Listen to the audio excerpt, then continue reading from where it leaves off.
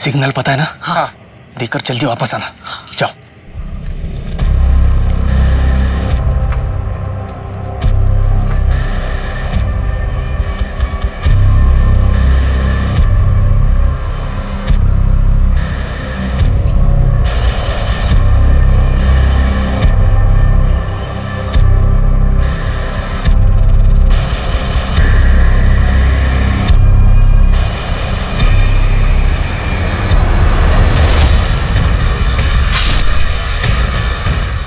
दिलीप, कहाँ हो तुम?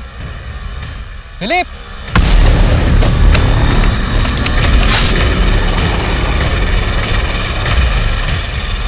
बोले चंदू, चंदू।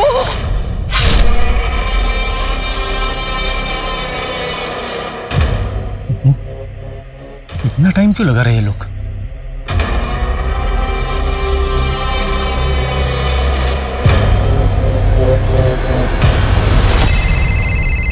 हेलो नंदा, क्या है? अरे मैं तो बस पूछ रही हूँ आप कब तक लौटोगे? जैसे ही काम खत्म होता है घर आ जाऊंगा। अब मेरा दिमाग पर। हेलो, क्या हो गया? हेलो।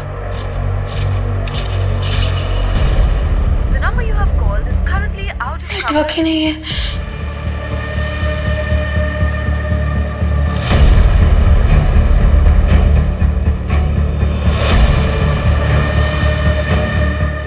मोहन, दिलीप, दो, दो।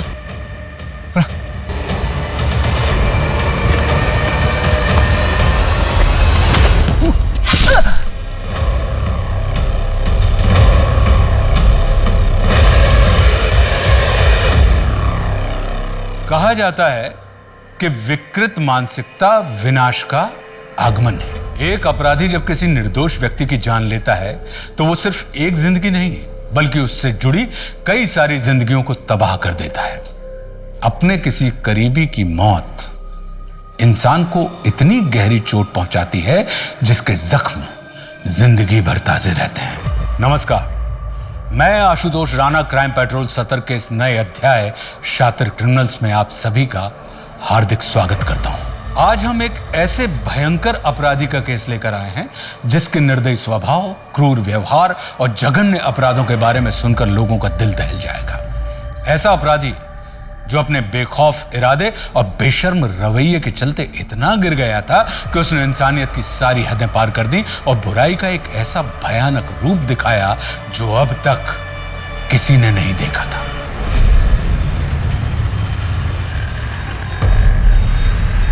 मनीष तू गप्पा बसा।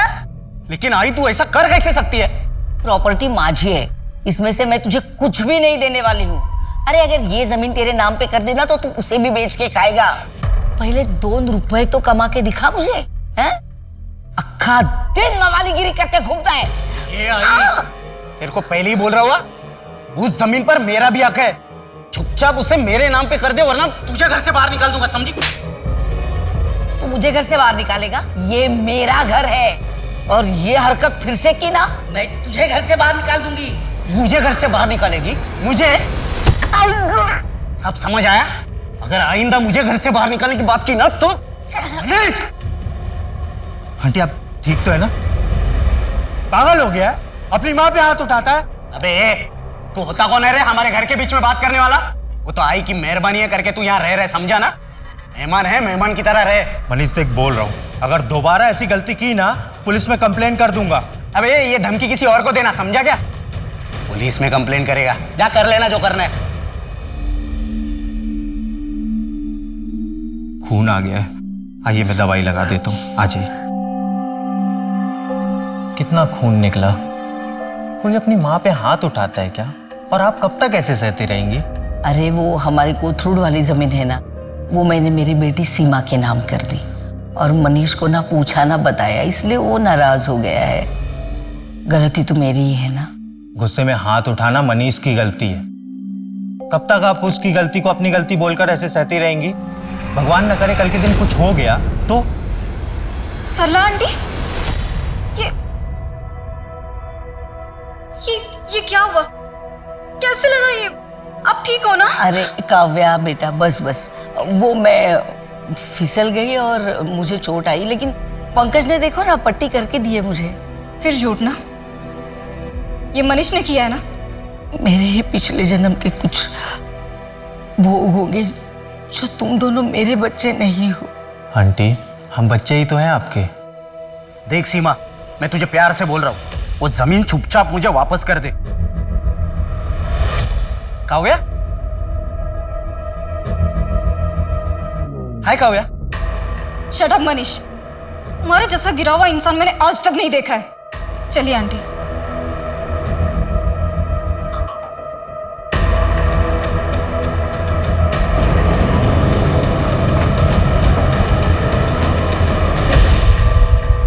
क्या हुआ भाई, गाड़ी क्यों रोकी? भैया थोड़ा आगे तक छोड़ दोगे क्या? हॉस्पिटल तक जाना है।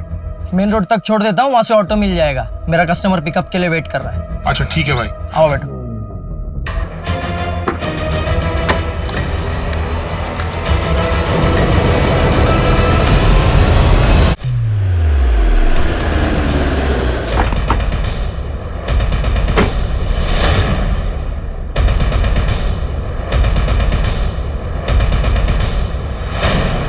आइए सर।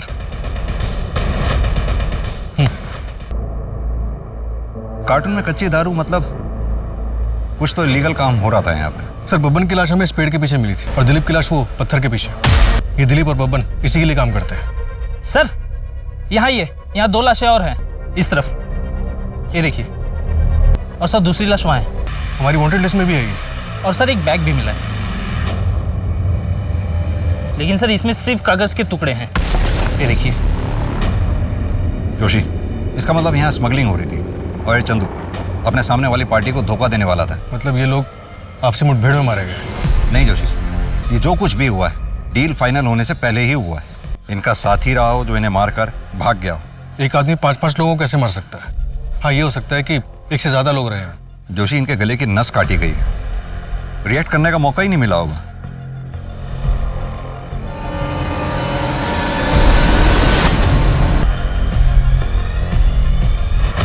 फॉरेंसिक टीम को बुलाओ, इसे एनालिसिस के लिए भेजो।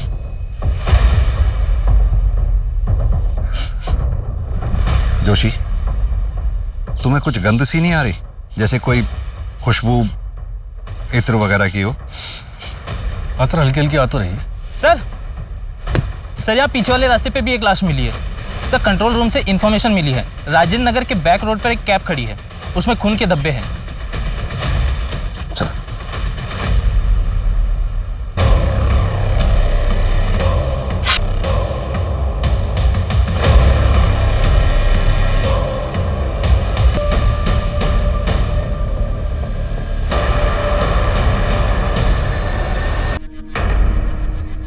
जंगल से यही एक पहली रोड आती है जो मेन रोड की तरफ जा रही है।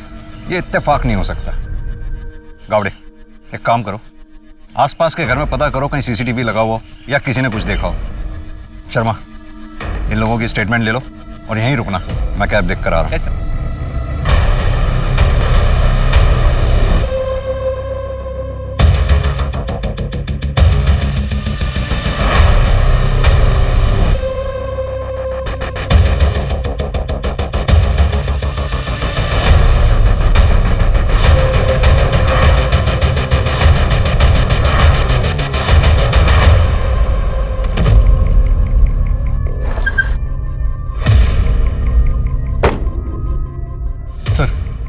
गाड़ी में खून के धब्बे, लेकिन कोई लाश नहीं है। और सर, ये सिम कार्ड और किसी योगेश मिश्रा का ड्राइविंग लाइसेंस मिला है। शायद ये कैब का ड्राइवर होगा। इस आदमी की लाश तो हमें बैक रोड पे मिली।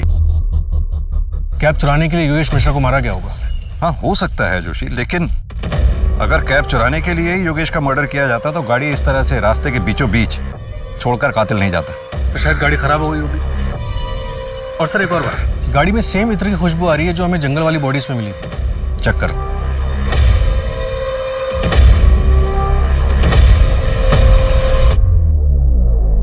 सर, गाड़ी में डीजल खत्म है। इसका मतलब कातिल गाड़ी से उतरकर पैदल गया होगा। जोशी, एक काम करो, पेट्रोलिंग कड़ी करवाओ, इससे पहले कि वो कातिल किसी और को अपना शिकार बनाए, हमें उसे धर दबोचना हो। सर,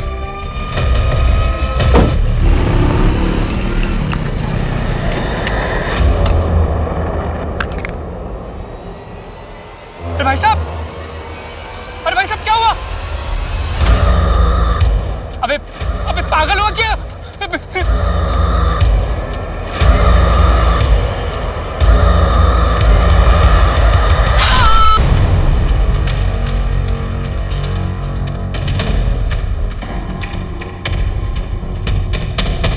जोशी, अपने 20 साल के कैरियर में मैंने पहले ऐसे कभी केसेस नहीं देखे। समझ में नहीं आ रहा है कि ये किलर एक है या कोई पूरा गैंग।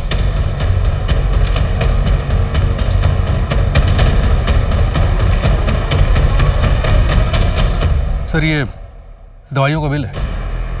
केमिस्ट शॉप से पता करो ये बिल किसे इशू हुआ। सर हेलो, क्या?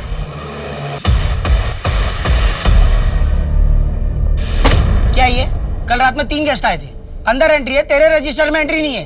रात भर सोने के पैसे देता हूं मैं। Sorry sir. और श्रुति कहाँ मर गई? आई क्यों नहीं अभी तक? सर उसकी पापा की तबीयत खराब है। भाई साहब वो एक रूम मिलेगा क्या? हाँ सर, आइए ना, आइए सर, वेलकम।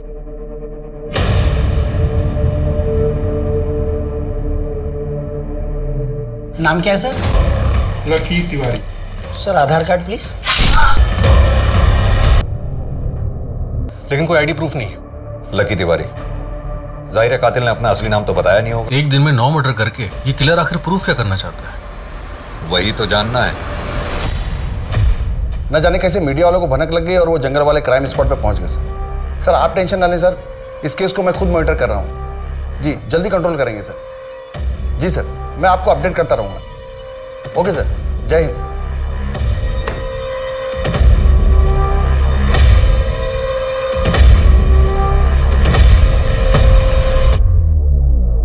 इस हत्याकांड के इन्वेस्टिगेटिंग ऑफिसर से मेरी बात कराओ तुरंत। और हाँ, उस विजय सिंह की पूरी डिटेल चाहिए मुझे।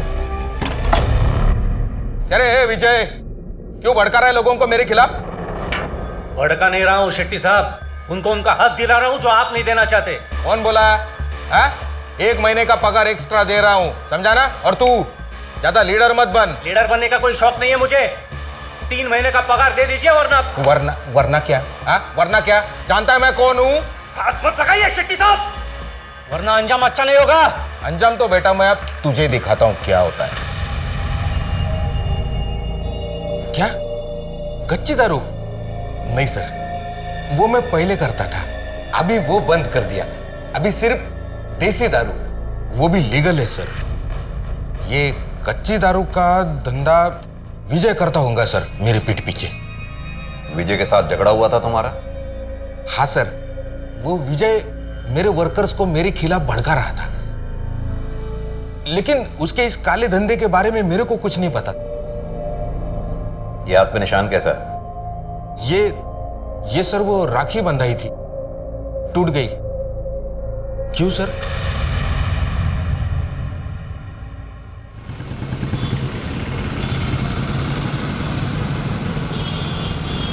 पापा मुझे अब बिल्कुल अच्छा नहीं लगता, यहाँ मुझे कोई प्यार नहीं करता। ऐसा नहीं बोलते कनक बेटा, मम्मी नानू जी कितना प्यार करते तुमसे।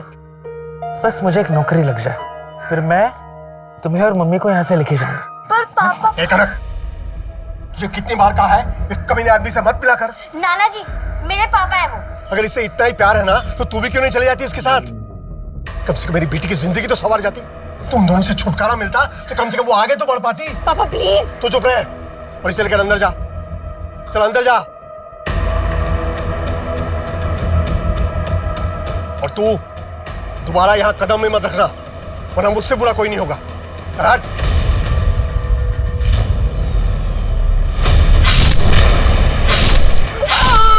सर पोस्टमार्टम रिपोर्ट के मुताबिक खुरपी जैसे किसी हथियार का इस्तेमाल किया गया, सीधा गर्दन की नस पे वार।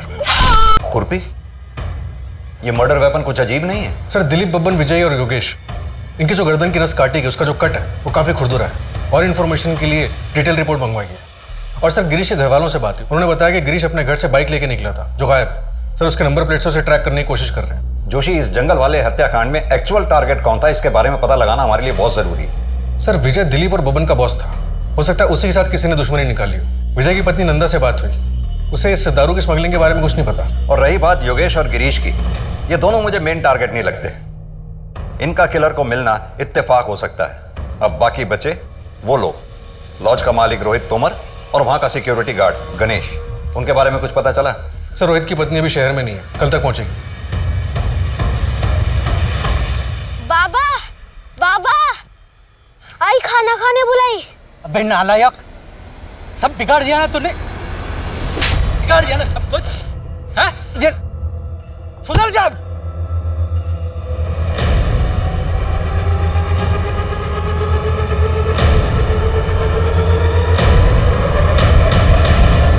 नंदा जल्दी तो, टिफिन लेट हो रहा है। हाँ हाँ बस बस 1 मिनट, बस रेडी है। हाँ आज रात को लेट आऊंगा, ठीक है? ठीक है, बाय बाय।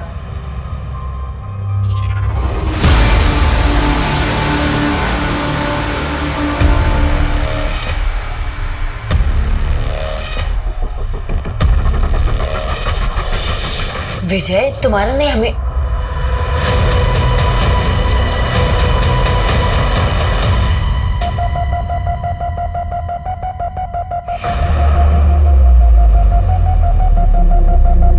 नंदा, कब तक हम विजय से ऐसे ही चुप चुप के मिलते रहेंगे? तुम चलो, हम कहीं भाग चलते हैं। तुम पागल हो गए हो क्या?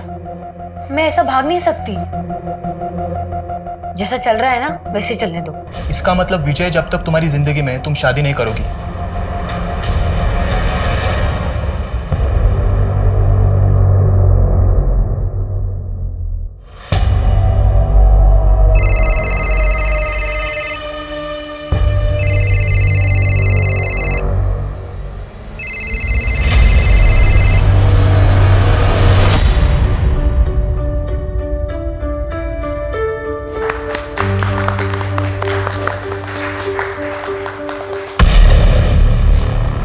अरे वाह,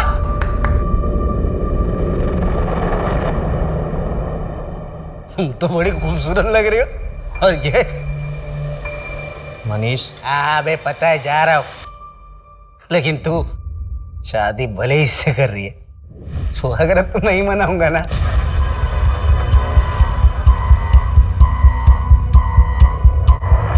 हेलो, ये धीरज राहु काल बन के मेरी बेटी कृष्णा की जिंदगी में आके बैठा हुआ है।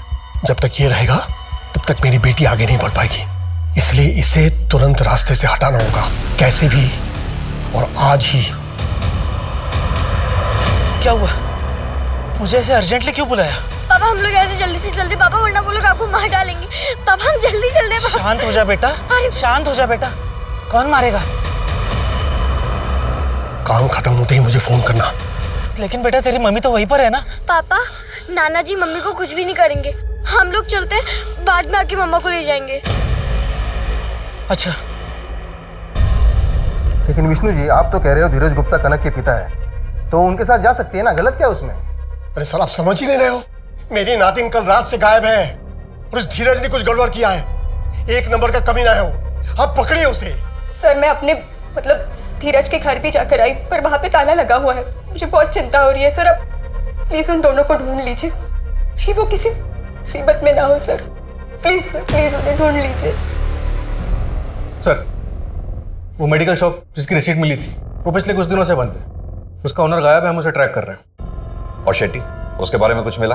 सर, उसका CDR और कॉल लोकेशन सब क्लीन है। विजय के मर्डर वाले दिन वो अपने घर पे ही था। जोशी, अगर शेट्टी को ये काम करना ही होता तो वो अपने हाथ गंदे क्यों करेगा? हो सकता है इस काम के लिए उसने सुपारी दी हो। अपना खबरी नेटवर्क एक्टिवेट करो। Okay sir. सर, एक अजीब बात पता चली। एक ऑटो वाले ने हमें बताया कि उसने क्राइम सीन के पास एक औरत को ड्रॉप किया था और विजय की बीवी नंदा का कॉल लोकेशन सुबह 5:30 बजे क्राइम सीन के पास था और नंदा के CDR में गैंगस्टर राकेश मोरे का नंबर भी मिला है। ये नंदा को थाने बुलवाओ।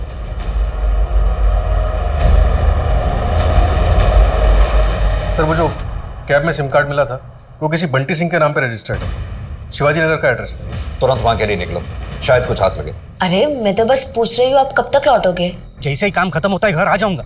अब मेरा दिमाग पर। हेलो, क्या हो गया? हेलो,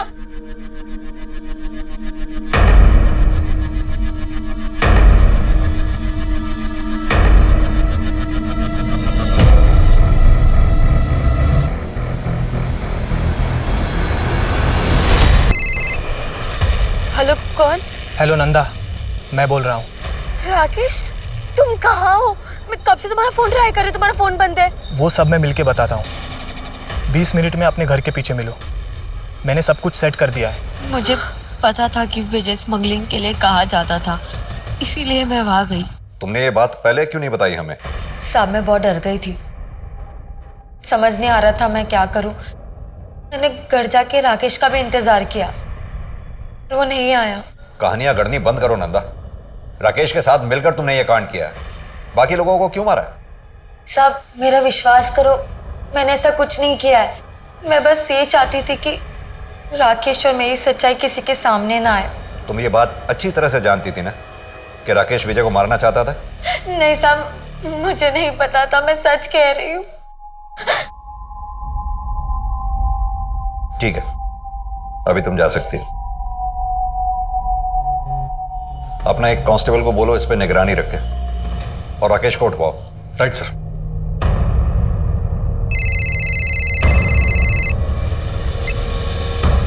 जय हिंद सर। केस का क्या स्टेटस है सिंह? सर ये विजय कच्ची दारू स्मगल करता था, हम स्मगलिंग का एंगल भी इन्वेस्टिगेट। नहीं, मुझे नहीं लगता कि विजय की वजह से इतने मर्डर हुए होंगे। तुम बाकी विक्टिम्स पे ध्यान दो। हाँ सर, बाकी एंगल भी स्टडी कर रहे हैं हम सर। और वो स्मगलिंग वाले एंगल में ज्यादा घुसने की जरूरत नहीं है, वहां कुछ नहीं मिलेगा तुम्हें। ओके सर, जय हिंद सर।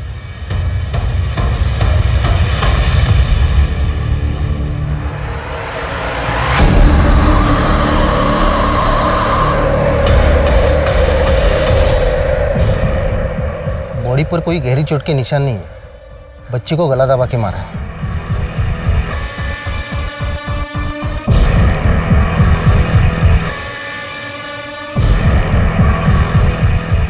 बॉडी पे चोट के निशान तो नहीं है, शायद ये खून धीरज का ही है।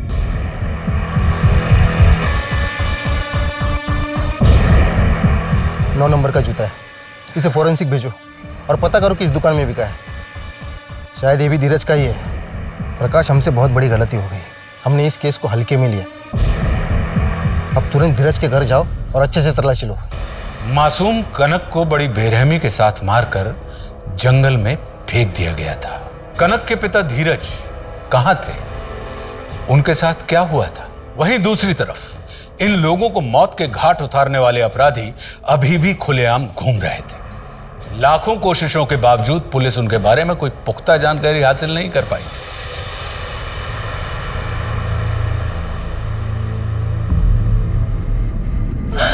कनक, बच्ची उठो ना मेरी बेटी, क्या हो गया तुझे?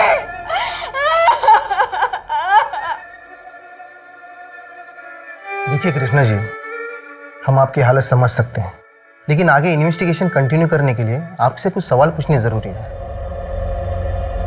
हमें जहां से कनक की डेड बॉडी मिली थी वहां एक 9 नंबर का जूता मिला है। क्या आपके पति धीरज 9 नंबर का जूता पहनते हैं?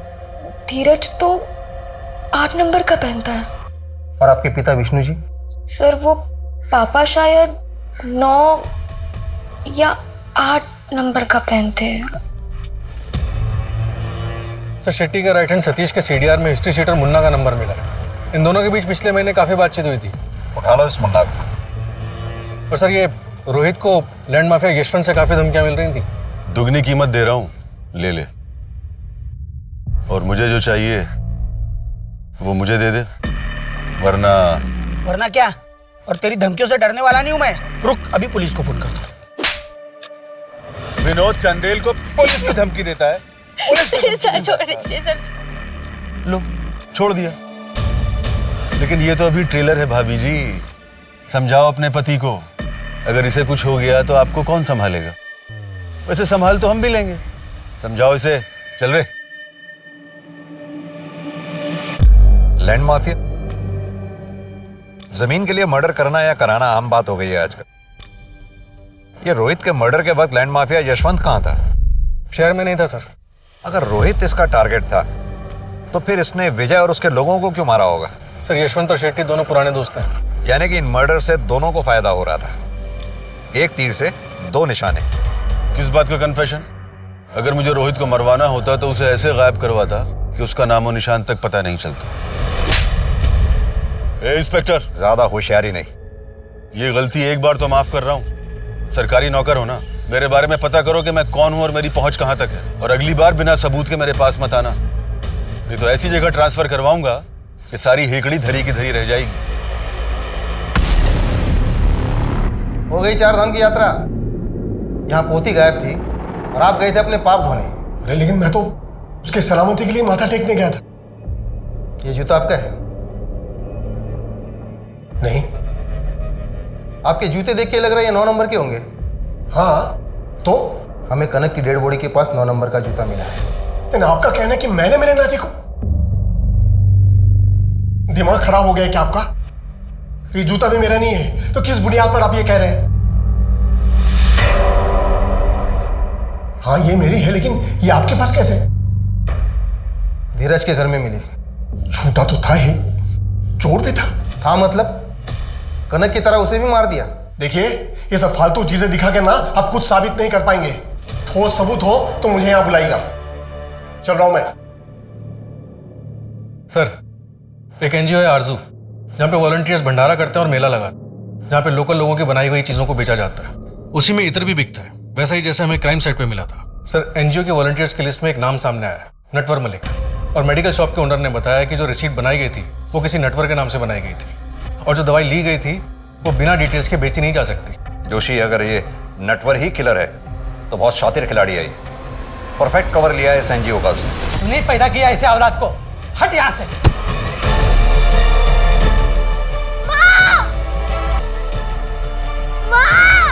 मेरे आने पर यहाँ दिखना नहीं चाहिए, वरना तेरा भी ऐसा ही हाल करूंगा। चुपचाप पेपर पे साइन कर दे, समझे ना? तर तुम्ही कुठे साईन करणार नाहीये. मी माझी प्रॉपर्टी तुझ्या नावावर कधीच करणार नाही. नहीं करेगी तू? प्रॉपर्टी मेरे नाम नहीं करेगी, सारी जायदाद तुझे उस सीमा के नाम करनी है। तू इसके ऊपर साइन कर, वरना मैं तेरी जान ले लूंगा, समझी ना? साइन कर दिया कि नहीं तू? मनीष, तू छोड़, क्या कर रहा है? छोड़ मनीष, मत कर। अरे पंकज, मनीष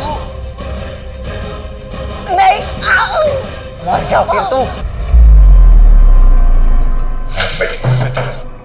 नटवर यही एनजीओ होम में रहता था, लेकिन 4 महीने पहले वो किसी को बिना कुछ बताए यहाँ से चला गया।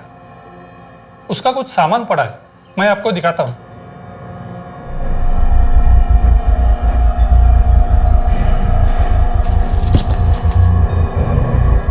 उससे कोई मिलने भी आता जाता था यहाँ? उसका एक दोस्त था, वो भी कभी कभी यहाँ वॉलंटियरिंग करने आता था, और दोनों साथ में ही रहते थे। उसके दोस्त की या उसकी कोई फोटोग्राफ या डिटेल होगी आपके पास?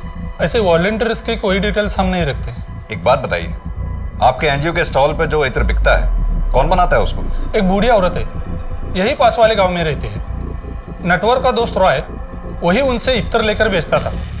नटवर बहुत ही सीधा साधा आदमी है, वो यहाँ बस सिर्फ सेवा करने आता था और बस अपने काम से काम रखता था। गरीबों को खाना खिलाकर बहुत अच्छा लगता है, उनकी मदद करता हूं तो सुकून मिलता है। एक नया दोस्त बना है, मेरे जैसा ही है, शायद एक नए रिश्ते की शुरुआत है। मिलकर दूसरों की मदद करेंगे। लोअर मिडिल क्लास का लड़का लगता है, जिसके जनरल इश्यूज हैं, सोसाइटी की मदद करना, कम्युनिटी को खाना खिलाना। ऐसा लड़का किसी के मर्डर क्यों करेगा? सर, लेकिन इसकी डायरी हैंडराइटिंग एक्सपर्ट से एनालाइज कराने के बाद ये समझ में आता है कि इस आदमी का हाथ कांपता है। ठीक वैसे ही जैसे कुछ मर्डर विक्टिम्स के घाव क्लीन थे और बाकी लोगों के घाव। सर, हो सकता है कि ये 2 अलग अलग लोग। कौन है? चंदू, चंदू। सर, डायरी के एंट्रीज में जगह जगह पे ये नाम यूज हुए हैं, बंटी, नटवर, लक्की, और भी नाम है, Ricky, Roy, mister A. Joshi, अभी जो नाम तुमने लिए उन नामों पर जरा गौर करो। Natwar, Bunty, lucky, Roy, mister A, ये जितने भी नाम हैं सभी फेमस फिल्म्स के फेमस किरदारों के, जो कॉनमैन थे, यानी कि ठग। हम अभी तक सुरागों में ही उलझे रहे। वो गाड़ी से मिलने वाला SIM card, ID proof, medical receipt, हमें उनसे कुछ भी हासिल होने वाला नहीं था, क्योंकि ये हमारे साथ खेल खेल रहा था। सर, हमारे पास इन झूठे नामों के अलावा फिलहाल कुछ भी नहीं। एक बेनाम और बेशक्ल आदमी को ढूंढना बहुत मुश्किल है। हेलो। अरे सर, आप जितना टाइम मुझे देते हैं ना, उतना टाइम अपनी बीवी को देंगे ना, तो आपकी पूजा करने लगेगी वो। कौन बोल रहा है? नटवर, लकी, रिकी, या मेरा असली नाम जानना चाहते हैं? कौन हो तुम? कहाँ हो इस वक्त? सर, मैं जा रहा हूँ आपका शहर छोड़ के, भूल जाइए मुझे। किसके कहने पे तुमने ये सब मर्डर्स किए? मेन टारगेट कौन था तुम्हारा? नटवर, बंटी, लकी, तुम जो कोई भी हो, कोई तो वजह होगी तुम्हारे पास मुझे कॉल करने की। अरे वजह आप हो सर, वैसे आप गलत जगह ढूंढ रहे हैं। जा, घर के बगल में है। हेलो, घर के बगल में मतलब? सर मैं नंबर ट्रैकिंग पे डालता हूँ और जितने भी सस्पेक्ट्स हैं सबके नेबरहुड में देखता हूँ। कुछ नहीं हासिल होने वाला उससे। ये सिर्फ हमें गुमराह कर रहा है, खेल रहा है हमारे साथ। जोशी, इन नामों का सहारा लेकर अभी तक जितने भी क्राइम हुए उन सब की डिटेल्स चाहिए मुझे।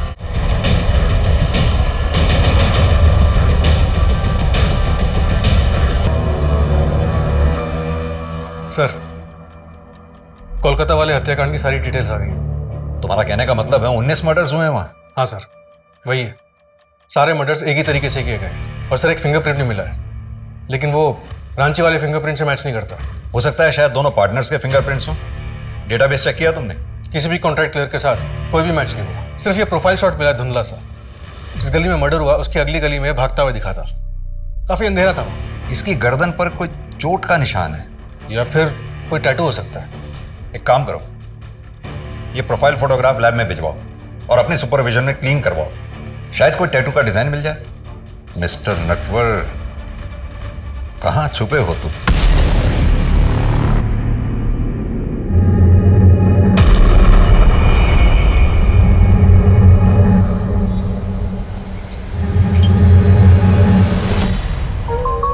कॉफी आ गई है। आ रही हूँ। पंकज, कल चले अंगूठी देखने के लिए? ठीक है, चलते हैं। पंकज, अगर तुम अपने पास्ट को अभी तक नहीं भूले हो तो कोई बात नहीं, हम थोड़ा और टाइम ले सकते हैं। ऐसा नहीं है तन्वी, बस काव्या की याद आ गई थी। वो मेरा अतीत थी, अब तो मेरी आज हो।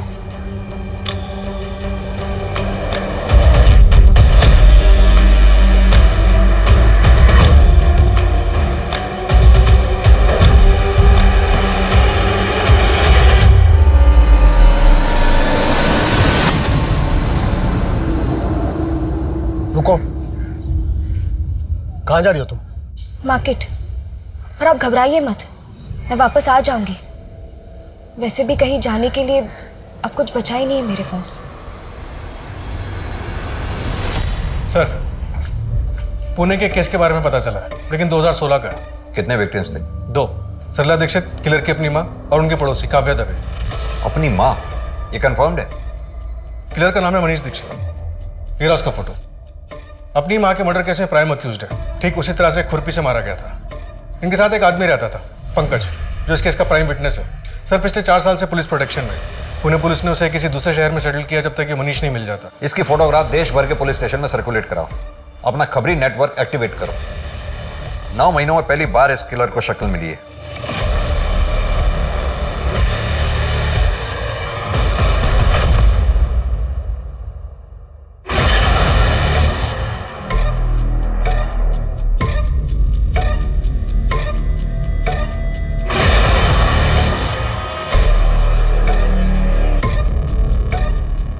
सर, मनीष को भोपाल में देखा गया। वहाँ के एक चाय वाले ने भोपाल पुलिस को इन्फॉर्म किया।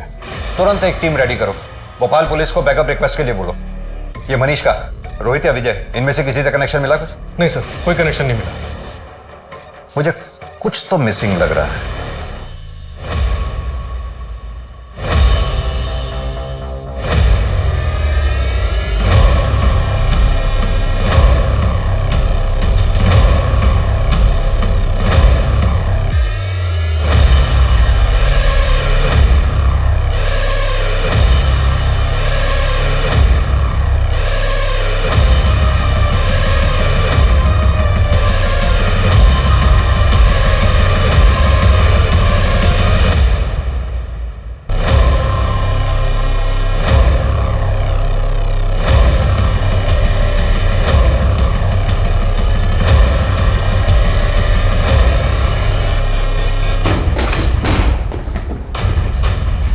जोशी, गावड़े, उधर देखो।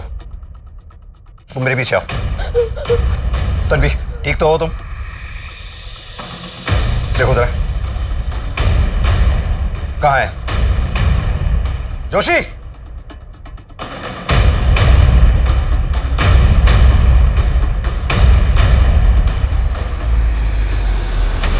पंकज तुम जल्दी घर आ जाओ, कोई मनीष नाम का आदमी घर आ गया था। मनीष, तन्वी सुनो तुम घबराओ मत, मैं अभी आ रहा हूँ। सर, हमने भोपाल के सभी एग्जिट पॉइंट्स पे नाकाबंदी कर रखी थी सर, बट अनफॉर्चुनेटली मनीष हमारे हाथ से निकल गया। शायद शहर छोड़कर बाहर जा चुका है, but sir I promise next time उसे अपने हाथ से नहीं निकलने देंगे। जय हिंद सर। सर, मनीष के बैग से उसके फिंगरप्रिंट्स मिले, लेकिन वो रांची और कोलकाता के फिंगरप्रिंट से मैच नहीं होते हैं। मुझे इस केस से जुड़ी सारी फाइल्स चाहिए, कुछ तो है जो हम मिस कर रहे हैं।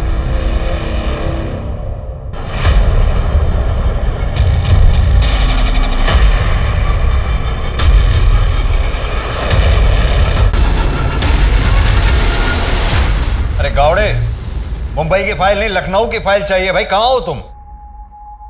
इतनी महीनों से कड़ी मेहनत कर रहे हैं, प्रमोशन करवा दूं आपका? कौन? इतने दिनों से आप मुझे ढूंढ रहे हैं और आज जब आपके सामने हूं आपने पहचाना भी नहीं। दिल तोड़ दिया आपने।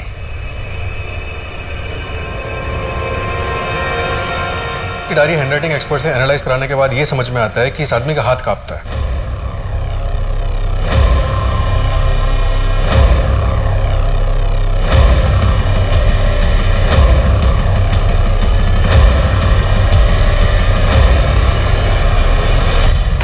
किस नाम से पुकारूं तुम्हें? आपके साथ अपना सा लगता है, भले ही दूर का हो, पर रिश्ता लंबा सा लगता है। कार्तिक, कार्तिक शुक्ला कह के बुलाइए, जो नाम मेरी माँ ने मुझे दिया था। मनीष तुम्हारा पार्टनर है? मेरा पार्टनर तो कोई और है। मनीष तो मुझसे बदला लेने आया था। बदला? अपनी माँ का बदला लेने? काफी स्मार्ट हैं आप, इसीलिए तो आप मुझे पसंद हैं। एक झटके में किसी की जान लेने में जो नशा है, जो सुकून है, खैर वो आप नहीं समझोगे। बकवास बंद कर और सीधी तरह से ये बता कि तेरा साथी कौन है और कहां है। फिलहाल तो तन्वी के घर के पीछे जो गली है, मकान नंबर 4, वहां पे मिलेगा वो। क्या नाम है उसका? कौन है वो? इस बार बहुत बड़ा हाथ मारा है ना तूने। तन्वी नाम है ना उसका?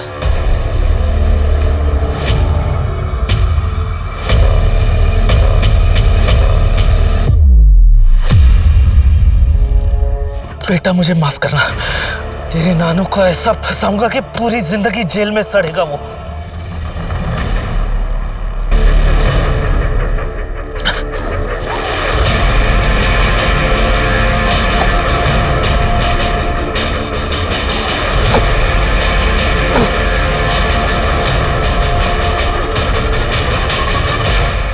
बोर नहीं हुआ इन सब चीजों से? ये सारा खेल पुराना सा लगता है। अब लोगों को मारना इतना आसान हो गया है, कोई मजा ही नहीं रहा यार अब इन सब चीजों में। तुझे आना है तो आ, वरना मत आ। मैं अकेले हाथ साफ कर लूंगा उस पर। चल ठीक है, कल का प्लान करते हैं।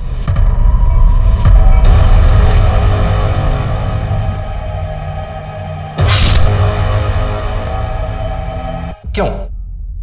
इतने लोगों की जान लेने की वजह क्या थी तेरे पास? अगर वजह होगी तो सजा कम मिलेगी क्या? मेरे लिए तो एक नशा है। वैसे आप मुझे कभी पकड़ नहीं पाते, वो तो मुझसे आपकी तरफ देख ही नहीं गई और मैं बोर हो चुका था, इसलिए मैं खुद चला आया। अब वो मजा नहीं रहा लोगों को मारने में, अब आराम करना है जेल जाके। पंकज राणा उर्फ कार्तिक शुक्ला और धीरज गुप्ता अपराध जगत के ऐसे शातिर, बेरहम और कुख्यात दरिंदे थे जिन्हें अपने किए पर रत्ती भर भी पछतावा नहीं था, जिन्हें अपने स्वार्थ के आगे कुछ भी गवारा नहीं था। लेकिन उनके इतने भयंकर अपराधों के बावजूद इस केस का सबसे चौंका देने वाला वाकया तब हुआ जब सालों तक जुर्म करने के बाद पंकज राणा ने एक दिन अचानक पुलिस थाने आकर अपने आप को पुलिस के हवाले कर दिया। वो भी सिर्फ इसलिए क्योंकि अब खून खराबे से उसका मन भर चुका था। लोगों को मारने में अब उसे वो मजा नहीं मिल रहा था। वो इन सब चीजों से थक चुका था और जिंदगी में अब कुछ नया करना चाहता था।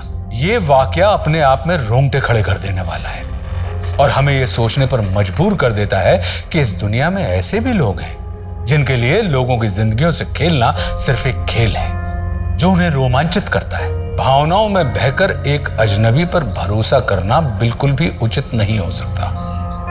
किसी की सच्ची मंशा को जानने के लिए सतर्क दिमाग का इस्तेमाल करना बहुत जरूरी होता है। अब मैं आशुतोष राणा आपसे विदा लेता हूं। हम फिर मिलेंगे एक ऐसी ही कहानी के साथ जो आपको रखेगी सतर्क और जिंदगी को सुरक्षित। तब तक अपना और अपने परिवार का ख्याल रखिए और देखते रहिए क्राइम पेट्रोल सतर्क। जय हिंद।